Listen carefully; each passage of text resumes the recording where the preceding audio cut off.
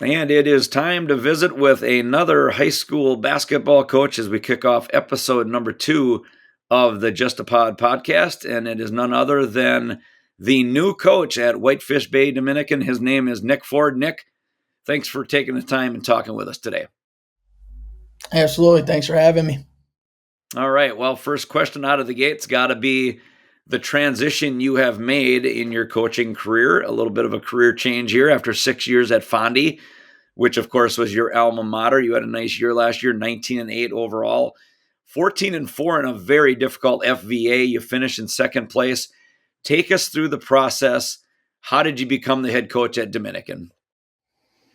Yeah, obviously, I'm from Fond du Lac, so Fond du Lac as a whole, it was a special place for me, and they gave me my start as being a head coach. But um, when an opportunity with a basketball tradition rich school like Dominican becomes available, I wasn't looking to leave. I loved my time at Fond du Lac. We had great administration there. Our kids were bought in. I felt like our program had built a culture that we had fought for, and we were starting to see the results on the basketball court. Obviously, like you said last year, but it wasn't necessarily what Fond du Lac wasn't. It's just what Dominican presented with the opportunity and the basketball rich tradition. And my wife is from Illinois, so we got to get a little bit closer to her family as well.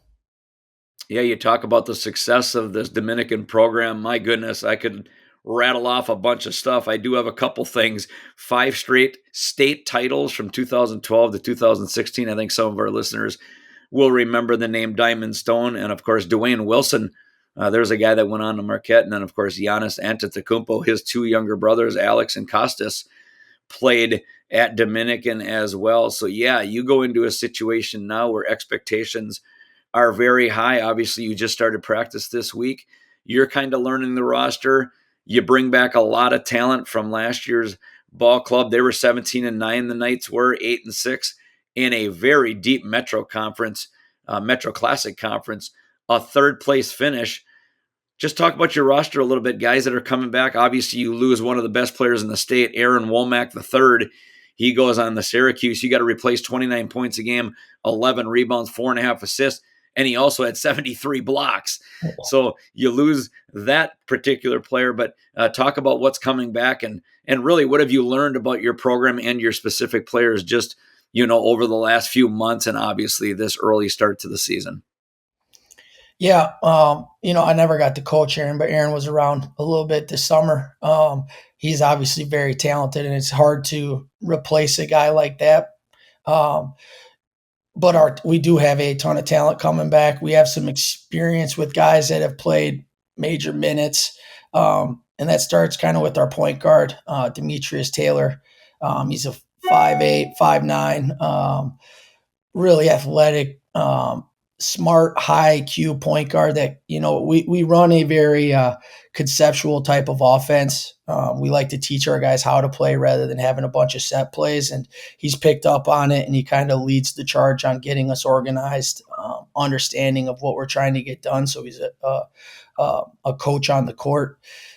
We got some athletic, talented wings. Obviously, Zeke Jones is going to score a ton of points. He's kind of transitioning into a little bit of a combo guard too.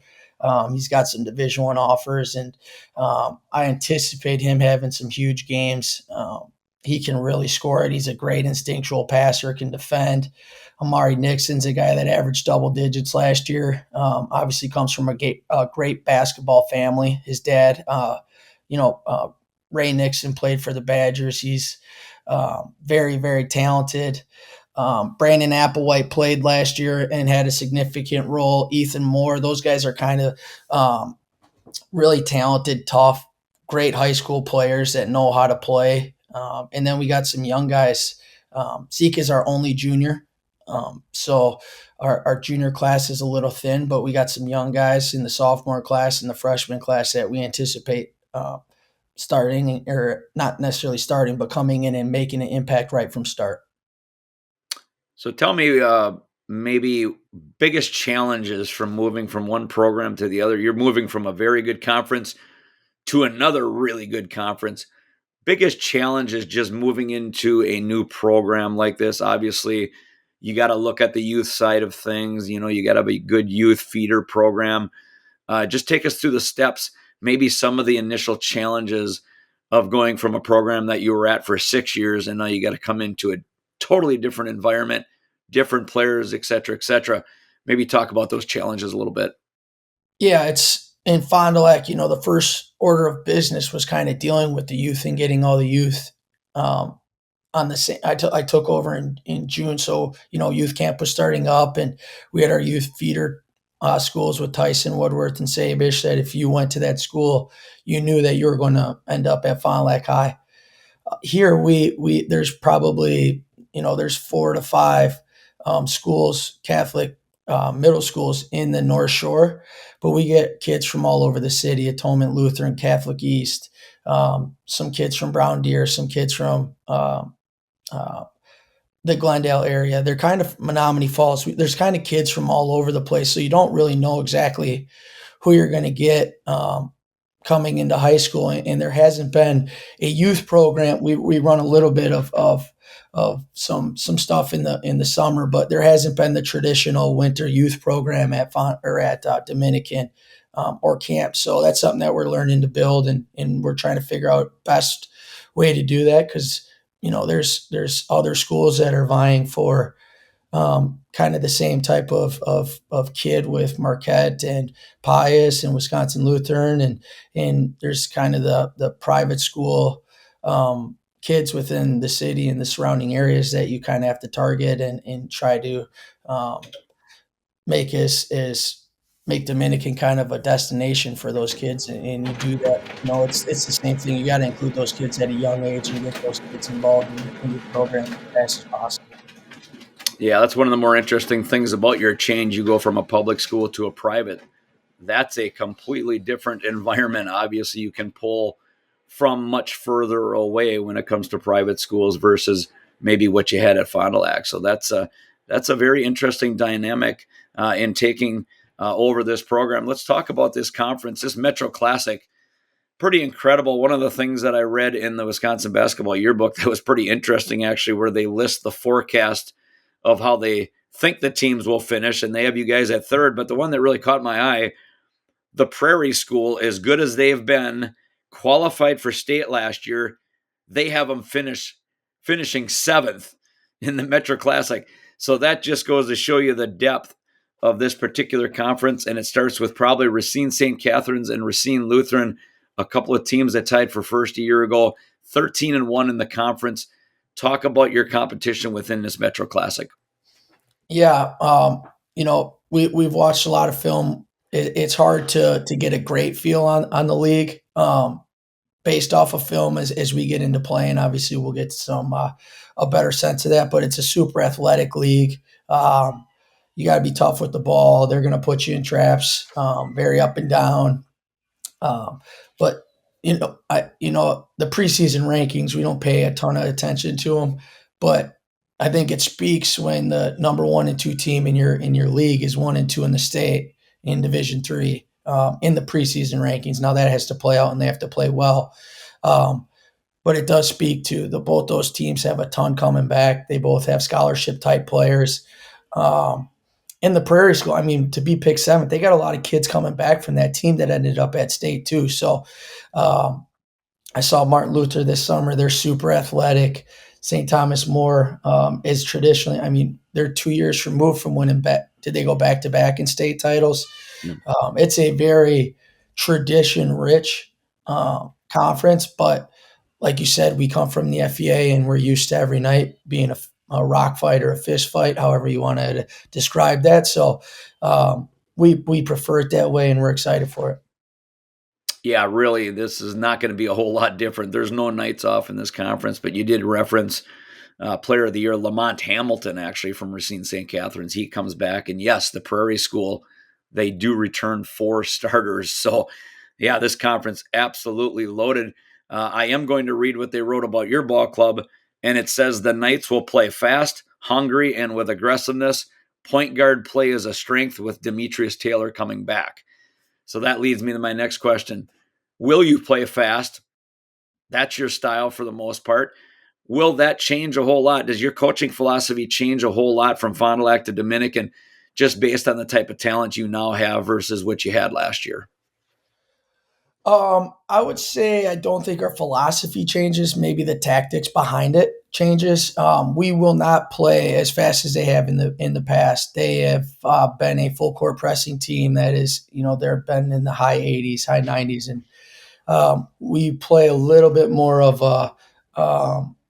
Not that we won't play fast. You got to take layups when you can get layups, and this, especially in this league, they're going to force you to be aggressive because they're going to put two on the ball and trap you. And if based on our experiences, if you go in there and you're hesitant with that, it's gonna become challenging. So we are going to be in attack mode, but we got to understand the fine line between playing fast and playing under control. We do want to be in the half court. We do want to execute.